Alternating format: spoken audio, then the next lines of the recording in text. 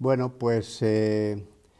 colaboro con mucho gusto con los amigos de Bajo Palabra. Antes se decía Bajo Palabra de Honor, pero entre nosotros creo que basta decir Bajo Palabra, puesto que no hay palabras que no sean honorables, ¿no? Y coincide esta colaboración con los jóvenes que tratan de transmitir la filosofía a través de estas nuevas herramientas que permiten llegar el pensamiento a nuevos ámbitos de la sociedad. Cuando acabo de regresar de México, donde he tenido el placer y también el honor de participar en el congreso que la Universidad Nacional Autónoma de México ha organizado con motivo del 70 aniversario del exilio español de 1939. Es para los españoles de mi generación, para los profesores que nos iniciamos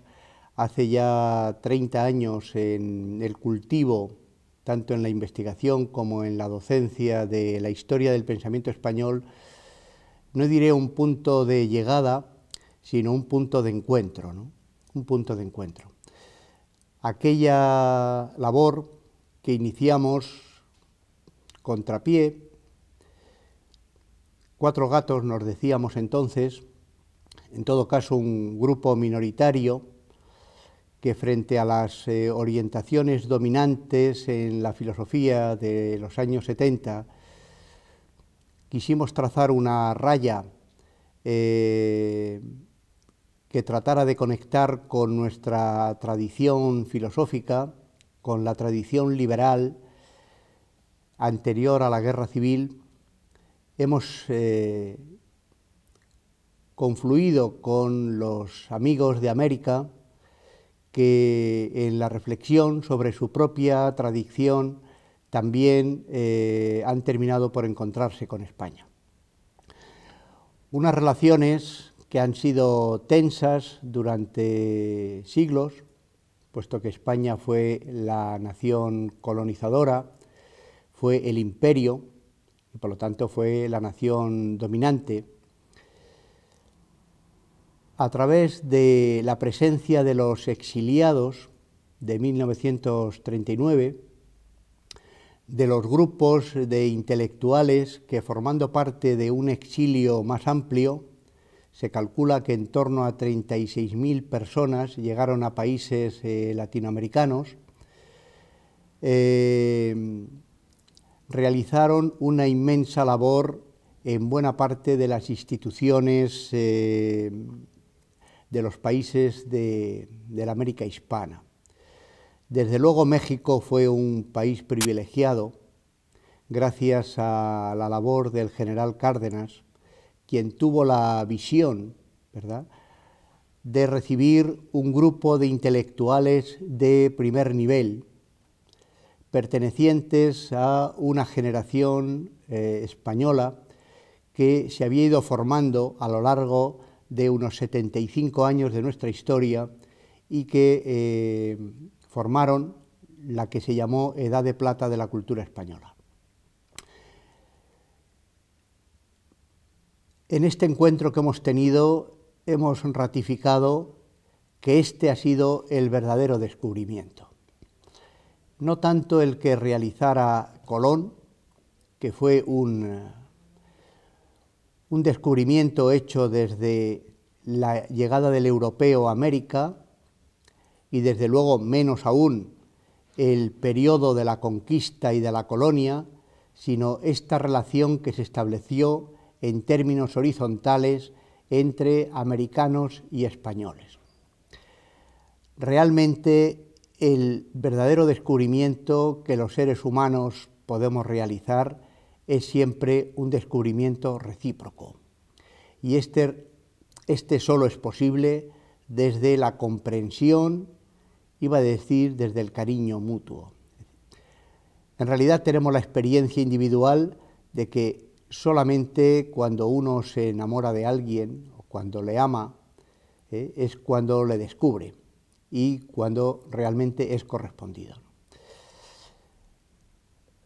A través de la presencia de estos españoles en México,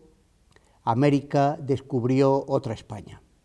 Descubrió la España no imperial, la España no dominante, y descubrió que había españoles que también eran perdedores respecto de su propia historia, que no solamente los americanos habían sido dominados, sino que había españoles que también lo habían sido. Con esta experiencia, que no solamente ha tenido una dimensión intelectual, por supuesto, ha sido intelectual, ha sido de estudio, ha sido de aportación del conocimiento, pero ha sido además una experiencia de fuerte contenido emocional, porque allí están los viejos republicanos españoles que quedan vivos, quedan sus hijos, quedan los nietos, es decir, quedan los que allí nacieron ya siendo hijos de españoles, ¿no? Y que aun siendo mexicanos, sin embargo, conservan un fuerte sentimiento de pertenencia también a España, ¿no? Esta experiencia, pues, de doble nivel, tanto intelectual como emocional, sirve para ratificar una vida profesional de quienes, como dije al comienzo, llevamos unos 30 años de experiencia profesional. Fue a finales de los años 60 aproximadamente cuando se iniciaba la transición cultural del franquismo, que no todavía la política, que habría de esperar hasta mitad de los 70,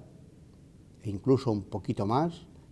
ya hacia la Constitución de 1978, que cumplió el año pasado 30 años de vida, cuando algunos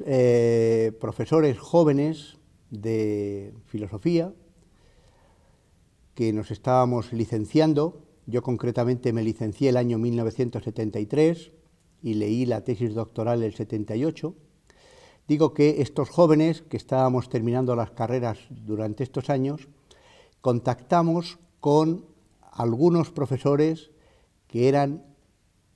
10 años aproximadamente mayores que nosotros en esa época, y que habían tenido la fortuna de contactar a través de distintos medios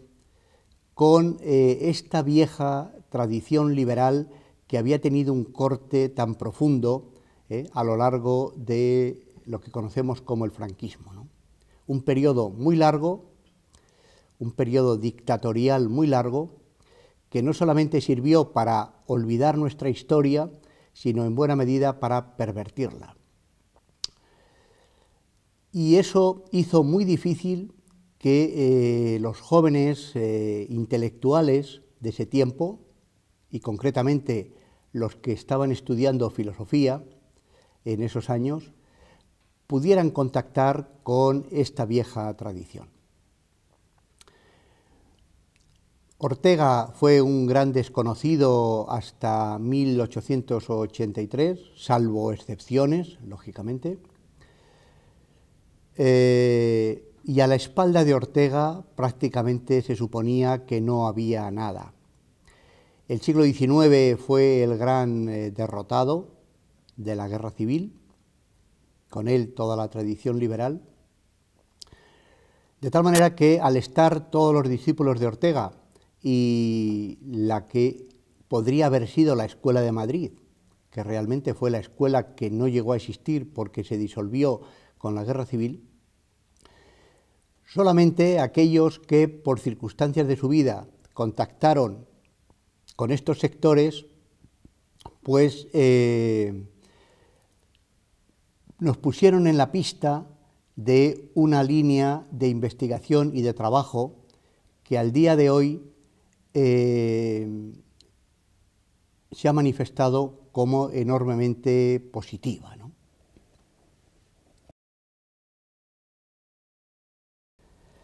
De hecho, los filósofos somos deudores de quienes, pertenecientes al ámbito de la literatura, de la poética, de la crítica literaria, habían iniciado bastantes años antes el contacto con la España exterior. Para ser justos, debería citar a José Luis Cano, el algecireño José Luis Cano, formado en Málaga, quien con Enrique Canito fundaron la revista Ínsula en 1946 y junto con la revista Ínsula una tertulia que llevaba el mismo nombre y donde se reunían intelectuales de la resistencia franquista dentro de España para comentar pues la situación de la cultura en España y la necesidad de mantener el contacto intelectual y personal con quienes se habían marchado al exilio. Esta revista, la revista Ínsula, que sigue publicándose bajo otro formato y con otra finalidad, pues la España de hoy, afortunadamente, poco tiene que ver con la España de 1946, ha desempeñado un papel fundamental en la conexión con el mundo del exilio, ¿no? Y la figura de José Luis Cano en especial, ¿no? Algunos de los libros que se publicaron en los años 60 se hicieron por influencia tanto de la revista como de la tertulia, este puente que hizo que no se perdiera la memoria, que no se perdiera del todo la memoria de quienes se fueron, ¿no? Digo que hacia los años 60 se comenzaron a publicar algunos libros que han sido claves para la recuperación del pensamiento español. Uno de José Ramón Marra López, un autor desafortunadamente olvidado, del que apenas hay información, incluso en la red, quien escribió un libro en 1962 titulado muy significativamente Narrativa española fuera de España. Para los jóvenes estudiosos, tanto de filosofía como de literatura, interesados por las letras en general, ahí encontrarán toda una tipología del exilio y un análisis muy severo de cuáles fueron los problemas con que se enfrentaron los exiliados cuando se encontraron en otro país, aunque fuera de la misma lengua, ¿no? Es decir, todo el papel del narrador, su relación con el receptor, el tipo de géneros que debían emplear, etc. Y siguiendo este modelo, José Luis Avellán, que ha sido una figura fundamental para entender este proceso que les estoy narrando, escribió el año 66 un libro titulado también muy significativamente Filosofía española en América. El régimen no le dejó titular Filosofía del exilio, puesto que para el régimen no existía oficialmente tal exilio, sino personas que voluntariamente se quisieron marchar. En ese libro del año 66, publicado por Ediciones Guadarrama, tuvimos los jóvenes de aquel entonces una primera noticia de una serie de nombres que no se nombraban en absoluto en las clases de la universidad ni desde las cátedras. José Luis Avellán era un hombre de esta tertulia. La revista Ínsula le encargó la crítica de libros y ahí tuvo la oportunidad de recibir buena parte de lo que se publicaba en aquella época en España, ¿no?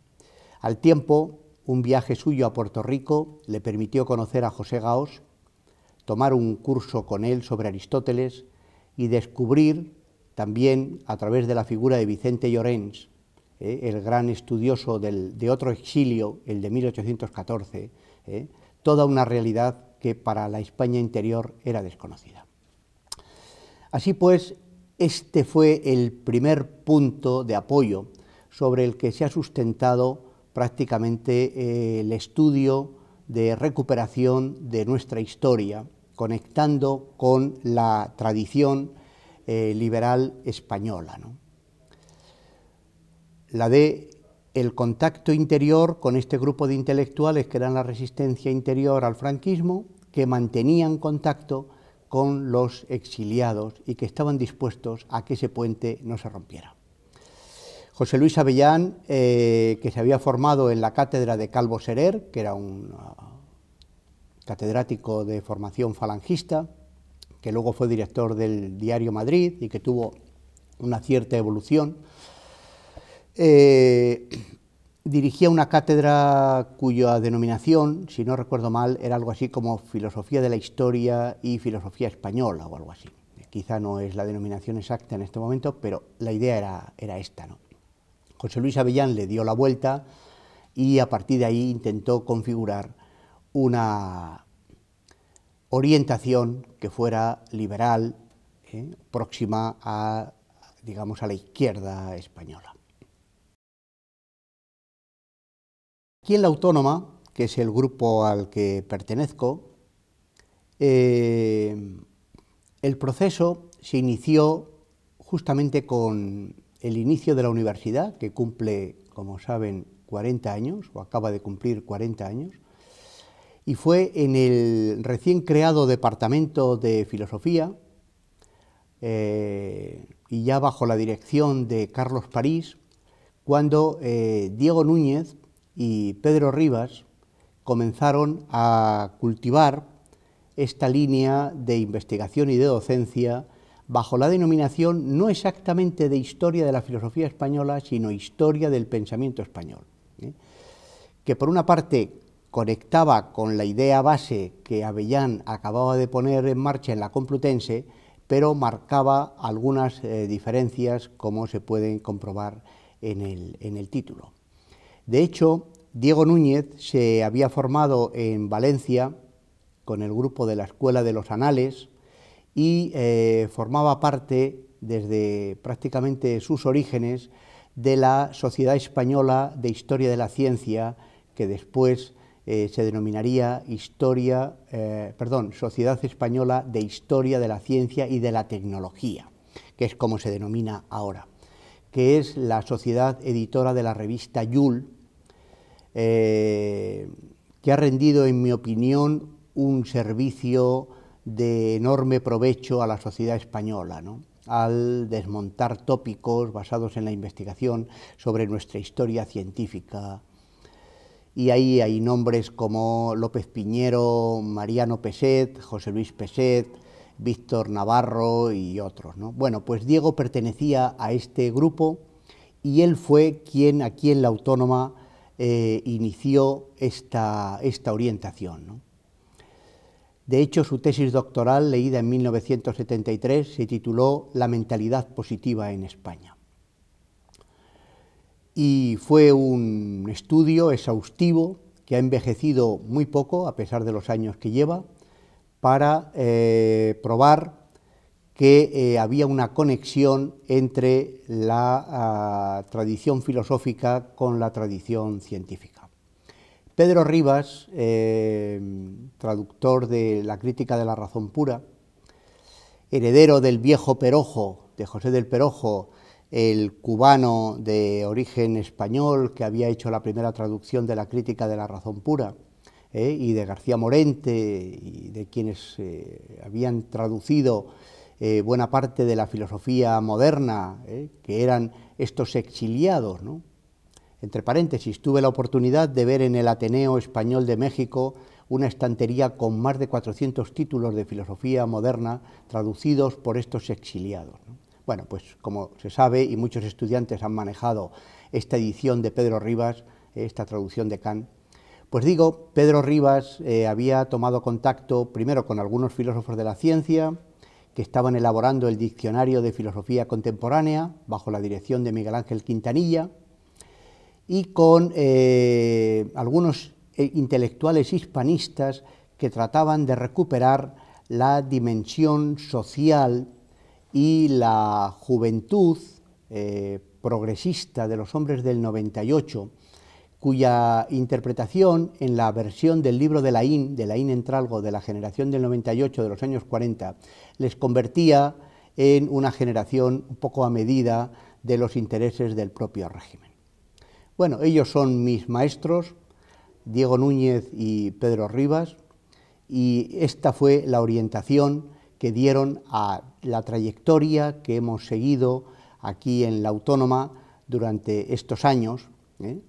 en cuya titulación de filosofía siempre ha estado presente una historia del pensamiento español como seña de identidad de la orientación que el cultivo de la filosofía tenía aquí en esta casa. Así pues, tanto en el caso de la Universidad Complutense como en el caso nuestro de la Universidad Autónoma, han sido catalizadores provenientes de ámbitos próximos a la filosofía académica, pero no pertenecientes estrictamente a ella, donde se ha tomado o se ha producido la reacción que ha facilitado esta aproximación hacia la tradición española, concretamente hacia la tradición liberal española, ¿no? Diego Núñez continuó sus investigaciones sobre la recepción de Darwin en España, ahora que cumplimos el centenario del nacimiento de Darwin. Pedro Rivas ha desarrollado durante muchos años investigaciones sobre el Unamuno socialista, sobre las relaciones entre Unamuno y los intelectuales europeos,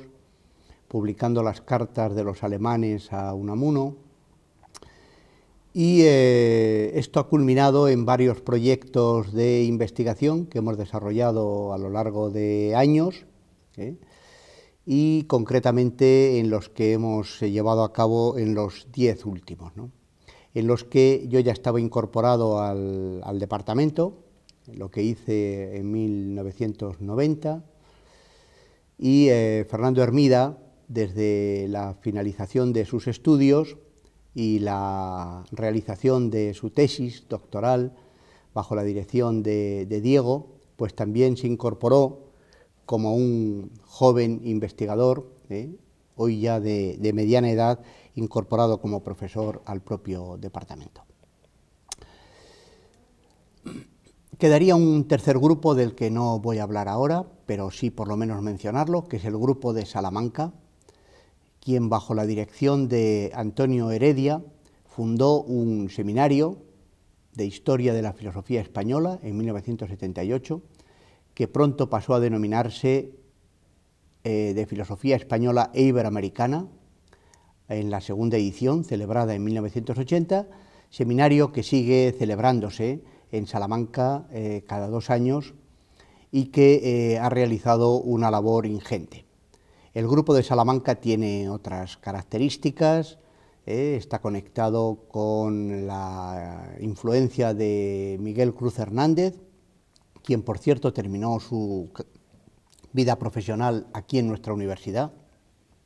en el Departamento de Estudios Árabes, pero por aquellos años estaba en Salamanca, y cuando él se incorporó a la dirección del departamento, pues comenzó a dirigir tesis sobre los librepensadores españoles, etcétera, pero sin dejar de conectar con un pensamiento más conservador o más tradicional, sin que esto tenga una connotación peyorativa concreta.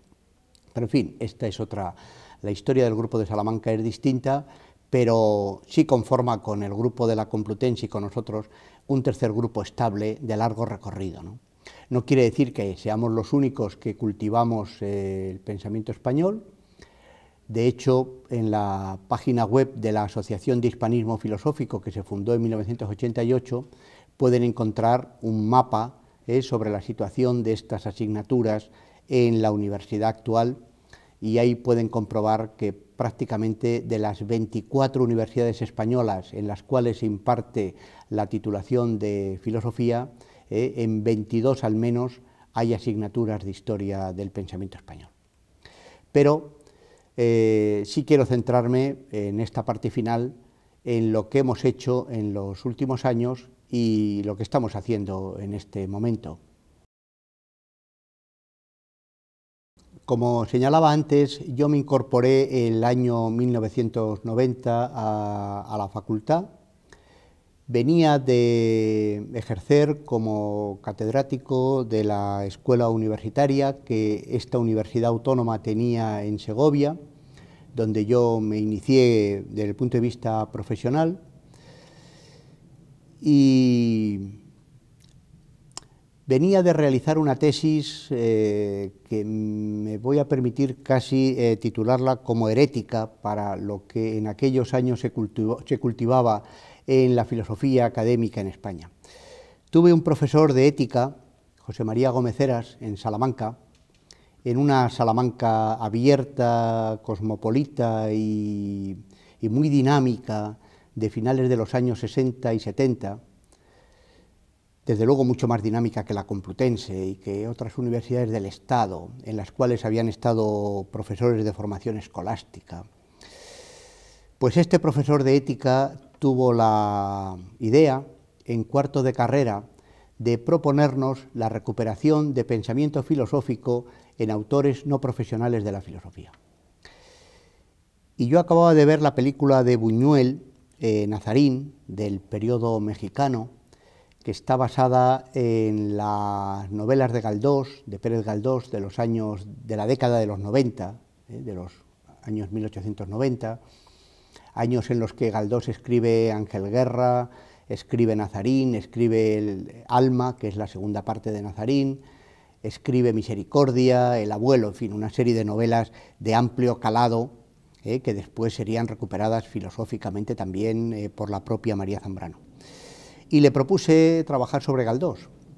de tal manera que yo hice la tesis doctoral sobre un autor que figuraba en las historias de la literatura, pero que después he descubierto que fue un interlocutor profundo de la filosofía de su tiempo, es decir, de la segunda generación de krausistas y de los positivistas de los años 80. Desde luego la mayoría de los filósofos españoles no sabían nada de esto en aquel entonces, y los jóvenes lo estábamos descubriendo, así que sabíamos lo que íbamos sabiendo en cada momento, ¿no? Ello me ha traído muchas satisfacciones, algún pequeño costurón, como es lógico, cuando uno innova, pero puedo decir que al día de hoy toda esta reflexión sobre las relaciones filosofía-literatura, que en aquellos tiempos era casi marginal y cultivada por unos pocos, ha venido casi a ser uno de los puntos centrales, ¿verdad?, en los cuales se condensa buena parte de la reflexión filosófica. Y al mismo tiempo, como señalo, tuve un tiempo de formación en un centro de formación de maestros, del que fui director durante bastante tiempo, y ello me permitió estar en contacto con profesionales de muchas ramas. A diferencia de una facultad, que es un centro de especialistas, donde todos los profesores son profesores de la misma titulación, un centro de formación de profesores reúne profesores de ciencias, de letras, de artes plásticas, de música, y eso permite un debate vivísimo, y además coincidimos allí una serie de profesores jóvenes que transformamos la vieja normal franquista, centros que fueron muy controlados por el franquismo. No se olvide que el cuerpo de maestros fue el cuerpo más depurado por el régimen franquista. Lo transformamos en un centro universitario. Más aún, la Normal de Segovia estaba inserta en una pequeña ciudad de provincias, muy tradicional, y fue adscrita por la ley de 1970 a una universidad como la Universidad Autónoma, que se llenó, entre comillas, si se me permite la expresión, de rojos, es decir, de lo que era la oposición antifranquista y de jóvenes que intentaban la modernización de España desde el punto de vista científico, filosófico, estético, en todos los órdenes de la vida. El choque fue muy fuerte, y algunos de los jóvenes que nos incorporamos a este centro hicimos una labor de mediación entre lo que era la dinámica que el campus de Cantoblanco imponía y la necesidad de que aquel pequeño centro de 400, 500 personas se adecuara al ritmo que en Madrid se estaba marcando, ¿no? De tal manera que alguna vez en broma he dicho que yo he sido un chico de Navacerrada. Cuando venía aquí tenía que traer los problemas de un pequeño grupo que estaba a 80 kilómetros del campus. Cuando volvía ya tenía que decirles que teníamos que aplicar modelos democráticos que estaban preparados para centros mucho más grandes. Bueno, esto ha hecho que yo haya tenido siempre un enorme aprecio por la educación y que considere que la educación de maestros y en general la educación en general es uno de los pilares básicos sobre los que se asienta la sociedad, y lo sigo creyendo hoy en día. Así pues, sobre la formación de Diego y de Pedro, que ya he mencionado antes, yo aporté estas otras dos dimensiones. El aprecio por las relaciones entre la filosofía y la literatura en nuestra tradición y al mismo tiempo toda esta sensibilidad por lo que significa la necesidad de la relación con los estudiantes, la relación estrecha con los estudiantes, la consideración de que profesores y estudiantes ejercemos roles interdependientes y que la universidad es fundamentalmente una institución que trata de equilibrar investigación y docencia. Y eso he tratado de mantenerlo y de aportarlo, de tal forma que el grupo que hoy formamos es hijo un poco de lo que cada uno hemos aportado, ¿no? De lo que cada uno hemos aportado, incluida la última persona que se ha incorporado, Gemma Gordo, quien lo ha hecho en calidad de ayudante en este curso y que echa a andar ahora con nosotros.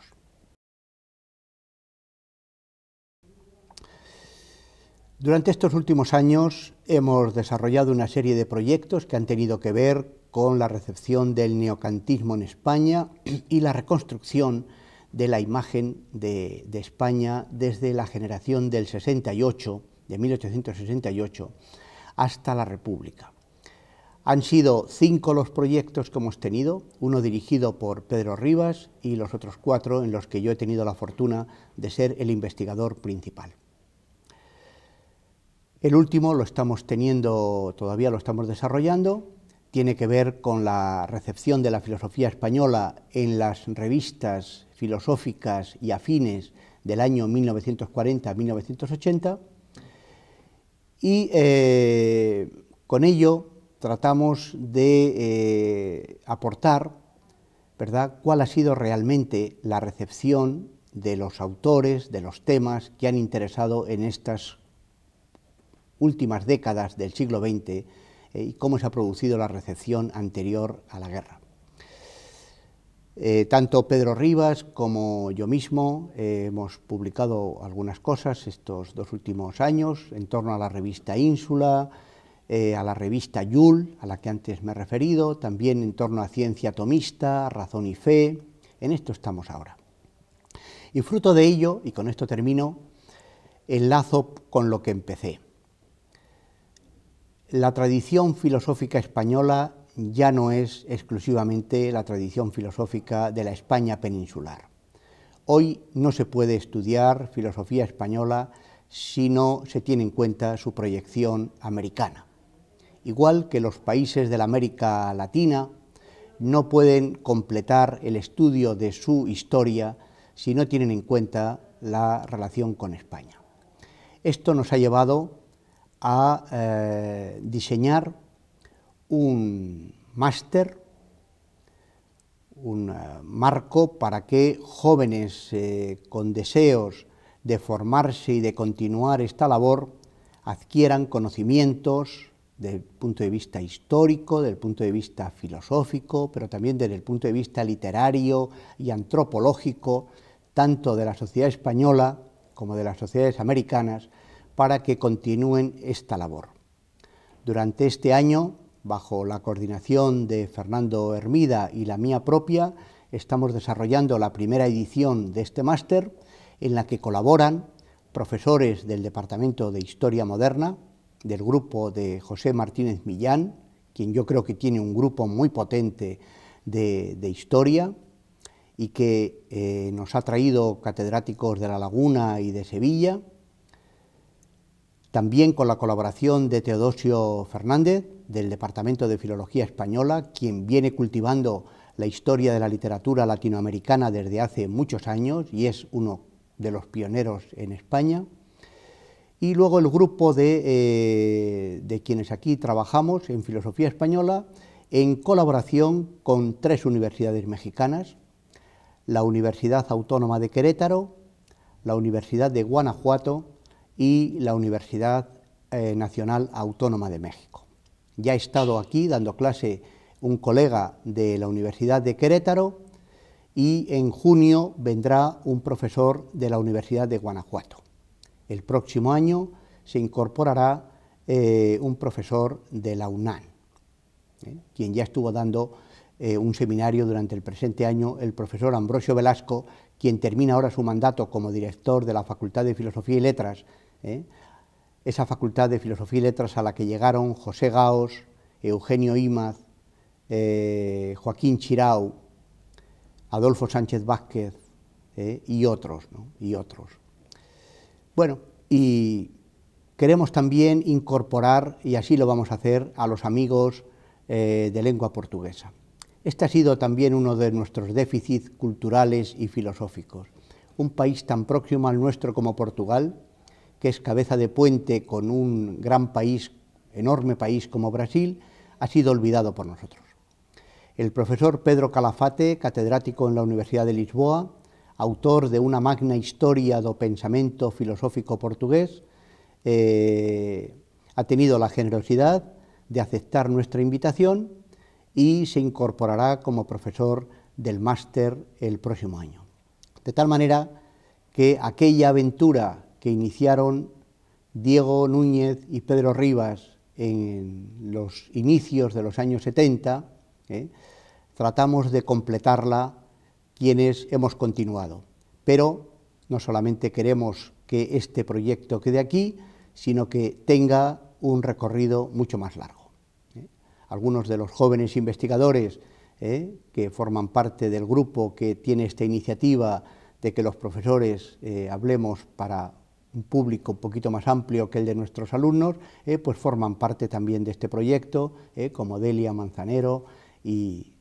Agustina Monasterio y otros. Así que a todos ellos les estamos muy agradecidos porque han aceptado nuestra propuesta y tratamos de corresponderles ofreciéndoles lo mejor de nosotros mismos.